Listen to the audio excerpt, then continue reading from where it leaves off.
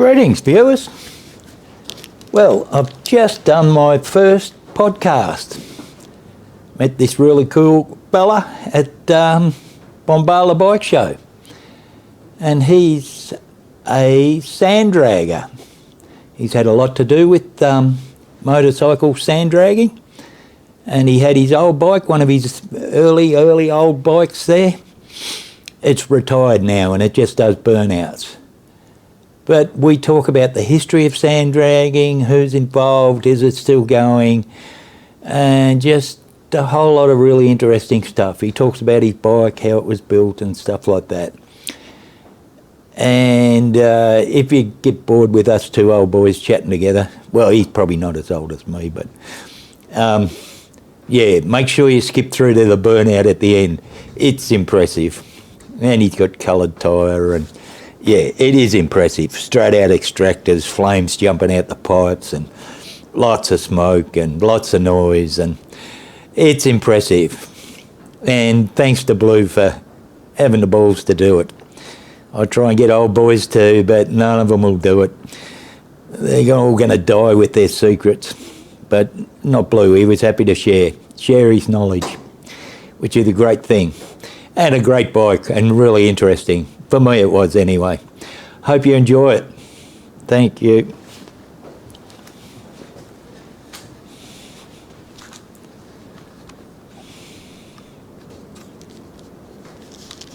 So it was originally a sand dragger? Yeah, sand dragger. Yep.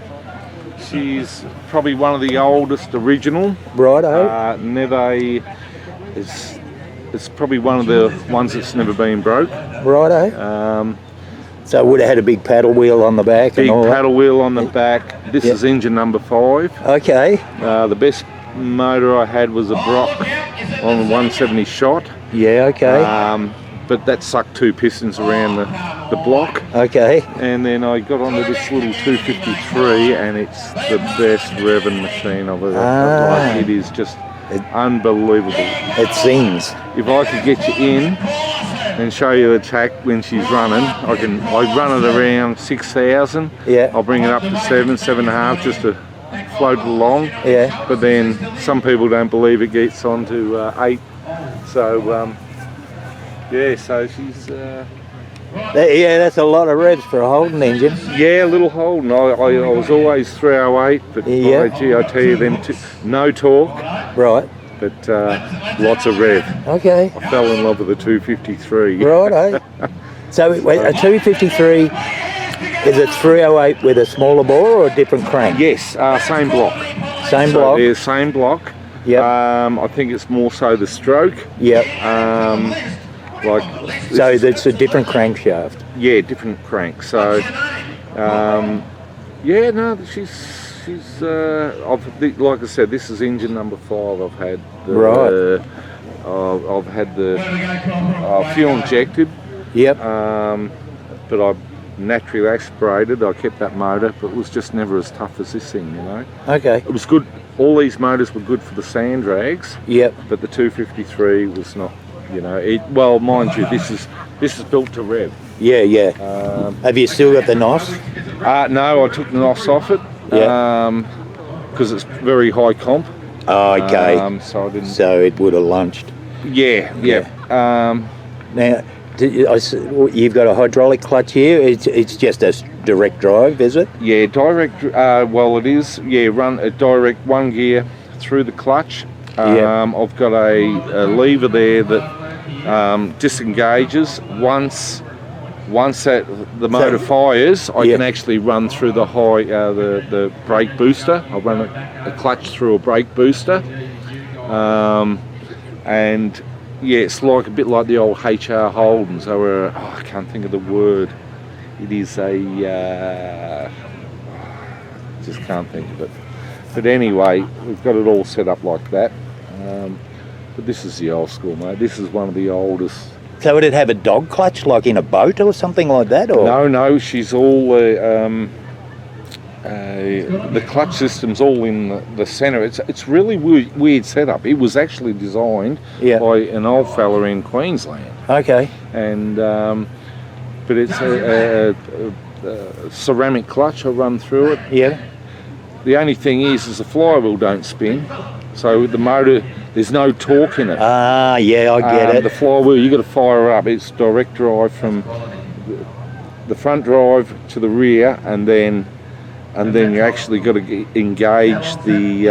Once you engage the clutch, that's when the flywheel starts spinning. So it was always a bit of a problem there, but. Well, it was always a good thing. Yeah. And then technology come in, with centrifugal clutches and all that sort of thing. So, and this was just getting too old to keep up with them. So, Righto. So do people still sand drag? Is that still an active sport? Big time. Oh, okay. Big time. I used to run the Middleton sand drags. Righto. We've got Sandy Springs sand drags, one of the best tracks. Yep. They've got Kalgoorlie. They've got a lot of them are phased out. Yeah. Due to the fact of the Mr. Plods and noise. I could go two ways with this, but look, it's still going to be in there. I think more so social clubs are starting to run the sand drags more so than 1%ers, and this is where I was going to build up to that. It used to be 1%ers. Yes, they were always wearing a patch when they were going down that track. Yeah. Exactly, and now it's social clubs get to run them, and then they actually the whole table's turned. Yeah, and we've just got to work with the way what it is of the way it is. Yeah. This your fuel tank on the back. This is a fuel tank there. So you've got an electric fuel pump somewhere. Yeah, electric fuel pump. Used to be NOS the other side. Yeah, we've got the MSD. And you don't need a charging system or anything like that. I normally run a battery, but just for burnouts, I just run it off. I just keep the batteries down here. So you just leave that lead and just... I'll leave it on there. Yeah, right. See, a lot of the burnouts I do, I'll give you the site. I normally leave it on the back of the truck and do the burnout on the truck and drive it up the sand drags. Ah. Yeah, it's quite unique. Yeah, righto. Yeah, maybe some are... Well, many said you're just getting lazy, you blue. Yeah, don't even take it off the truck. So these stickers here, this is my son. I lost my son. Okay. So we always forever riding. Yeah. Crew down in Melbourne there. Yeah. Now this is little Volksy. I've always had that there. There's a story to that. Actually. Okay. The story is I built the first V8 sand drag bike. Yeah. And I used a Volksy gearbox. Okay. Grafted 351 to it, turned the crown around. Okay. So I could mid-mount it like Formula V. Okay. And it was a hit. Okay. And and the gearbox hung in there? The gearbox hung in there. It was always third gear takeoff. Yep. I sold it, I pretty much gave it to a friend. I found it after 15 years. Yeah. Original gearbox, original motor. And they're revamping it. So, wow. So we really, and that's when all the trikes started coming out. Right. So the only advantage I had with the Volksy gearbox was the independent suspension, where many don't have them. Yeah. If you have a look at any drag trike, you will not see. And I could actually... So they run a solid rear end, do they? Or they run a solid, yes. Right. Only if they put an independent in. Yeah. You've got full control, Yep. It wasn't the fastest. It won some, lost some, but it was always in the magazine. Yeah. It's so unique. Yeah. Okay. Once again, so. But this has been stretched, shortened. 5 motors. Yep. I don't know how many different wheels and tyres, brakes. Yeah. There's not much original on it. All right. It's like a shovel. So this is a Yamaha or something? Yeah. Actually, I couldn't even tell you. Yeah. Been in there that long you can't remember. Yeah, that's right. Yeah. I had to beef up the front. That was... you can see these forks. These I've machined them out and I've run them upside down. Oh, yeah. I mean, she's wide. Yeah. But I had... Yeah, it's just a little... backyard engineering. You Yeah, know? yeah, right. And, so the first upside down front end. Yeah, but it's down, upside down. Yeah, well, you know what, it works. Yeah, it would work the same. Even with the primary. So you made your own triple clamps? Yeah. Shit, eh? It's a lot of backyard in it. But once again, it is one of the. I reckon the oldest one I know, or the first one, was the Angels built, and Yeah. You mean the Hells Angels? Hells Angels, yeah. And out of where? Out of Melbourne or out of? no, they're Adelaide. Okay. They're the icons, mate. They're the ones that actually excited our life but destroyed our lives because we wanted to follow. Yeah. Yeah. I saw the sand drags at Broadford when they used to run Broadford. Yeah. And they used to go up the Up hill. the hill. Yeah. Well, that's where I first ran the V8 trike. Okay. I was always at Broadford, 2018, 2019, and then I went to the last Pondy, and then they refired that up again. Yep. But and then I moved from Victoria down to South Australia, Nelson, and it was trench cutter racing. You'll probably see the stickers on there. So I moved there, the other side. Yeah. I like that one. And what's that? Easy Riders. yeah, that's Easy Riders. That's who I ride with now. Great club, great social club. Okay. But down here, trench cutters, they started their own track. We had one of the best tracks ever. Yep. Everyone enjoyed it. So, it's been a great life. You know what? At the end of the day, a very smart man, Stewie, said to me, he goes, Blue, because I always used to want to win. Yeah. He goes, mate, go race yourself. And I did. And then I started having fun. Yeah. And then... So when you say that, you mean it didn't matter if you won, you're just going for fun? I'm now starting to go for fun. Yeah. And I started enjoying it, and this is what everyone does. Like, it's amazing with this sport. Yeah. If someone breaks down, they don't laugh at you. They come and help you. What's wrong with your bike? We might have parts. Yeah. They want to race. Yeah. And that's a camarademanship. Yeah. And it didn't matter if you're in clubs or whatever. Yep. And even the 1%ers, they were helping? 1%ers worked. Yep. Yeah, they all worked in with that. Yep. It was, never a drama. Never had a drama.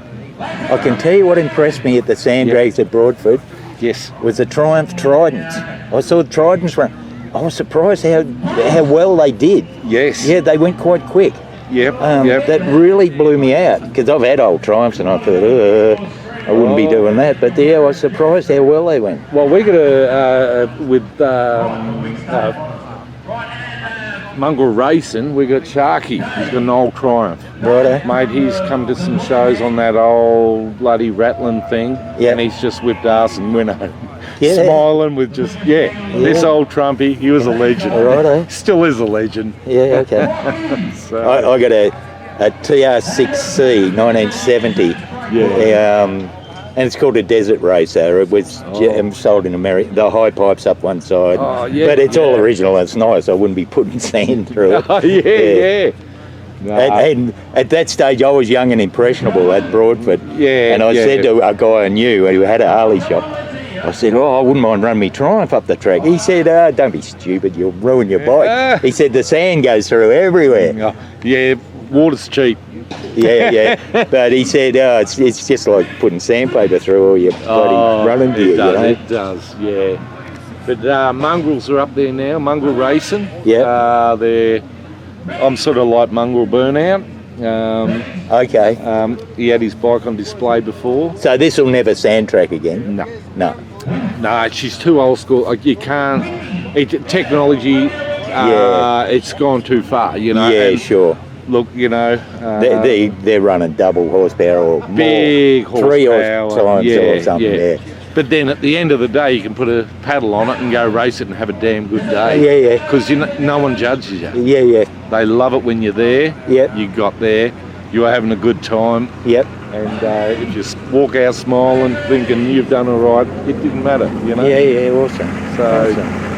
So yeah, no, it's been a great journey. You know, like the Sand Dragon life has been. Look, I could go anywhere in Australia, and there's a bedroom spare. Yeah, okay. And many could say the same because we just all become one big family. Okay, it's great. So that's there's not a lot of that left, is there? No, and it's always been in this, Yeah, okay. So. Have you ever set it on fire?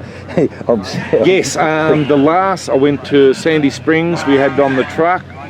I thought the time was out. I was moving timing. She must have had the biggest gut full of fuel. Yeah. And believe me, she near blew up, and that was the last run. So I haven't sort of done anything since then. So new starter motor. It wasn't the timing. Right. It was just getting lazy. Yeah. And so it will take a little. It bogs down a little bit still starting, but once she's off, is. The poor thing. It's worked, so your compression's up and all that stuff. Yes. Oh, yeah. No, she's right up there. Like 11 to 1 or something. 11 to 1. Oh, Jesus. Yeah, it's 11 to 1. That's why there's no NOS on it. Yeah, okay.